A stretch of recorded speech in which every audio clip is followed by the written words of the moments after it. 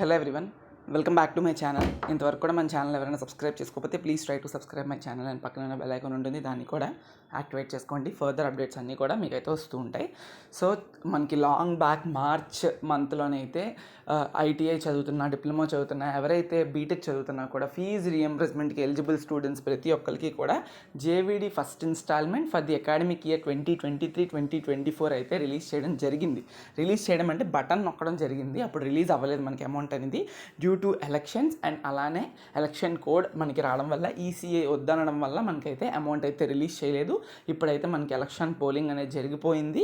So ఇప్పుడు మనకి ఏపీలో డీబీటీ పథకాలు నిధులు విడుదల. ఓకే, ఏపీలో పథకాలకు ప్రభుత్వం నిధులు విడుదల చేసింది. జగనన్న విద్యా దీవెన ఫీజు రియంబర్స్మెంట్ కింద 502 కోట్లు ఓకే అయితే రిలీజ్ చేసింది. రిమైనింగ్ అని మనకు అనవసరం, అది మనకు సంబంధించింది కాదు, ఎడ్యుకేషన్ రిలేటెడ్ కాదు.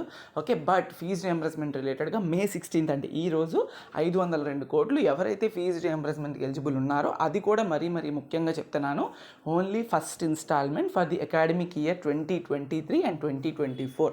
అంటే ఈ ఇయర్ మీరు ఏ చదువుతున్నా కూడా ఆ ఒక్క ఇన్స్టాల్మెంటే, మీకు 4 ఇన్స్టాల్మెంట్లు ఏం రిలీజ్ చేయలేదు. ఏదైతే మార్చ్లో బటన్ నొక్కారో దానికి సంబంధించిన డబ్బులు అయితే ఇప్పుడైతే పడడం జరిగాయి. అవి 1-2 డేస్లో మీకు అయితే క్రెడిట్ అయిపోతాయి. చూసుకోండి, ఒకసారి చెక్ చేసుకొని వెళ్ళి జాయింట్ అకౌంట్స్లో అయితే జాయింట్ అకౌంట్స్, పర్సనల్ అకౌంట్స్ అయితే పర్సనల్ అకౌంట్స్, ఎవరు ఇచ్చారో దానికైతే క్రెడిట్ అవుతుంది. చెక్ చేసుకోండి ఒకసారి.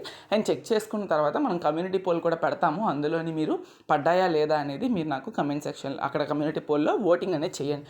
సో తెలుస్తుంది అందరికీ, ఓకే పడ్డాయా లేదా అనేది. ఒక 2-3 డేస్లో నేను కమ్యూనిటీ పోల్ పెడతా, ఈలోపు చెక్ చేసుకోండి వెళ్ళి. ఇంకొక విషయం, ఫైనల్ ఇయర్స్ ఎవరైనా డిప్లొమా కానీ, ఐటీఐ కానీ, పాలిటెక్నిక్ అలాగే బీటెక్ కానీ, ఇంకా అదర్ డిగ్రీస్ ఎవరైనా చదువుతున్నా, డిగ్రీ కానీ, వీళ్ళందరూ కూడా ఫైనల్ ఇయర్స్కి టోటల్ ఫీజు రియంబర్స్మెంట్ పడలేదు. అన్ని ఇన్స్టాల్మెంట్స్ పడిపోయిందా అంటే ఇప్పుడు లేదు, ఒక్క సింగిల్ ఇన్స్టాల్మెంట్ పడింది.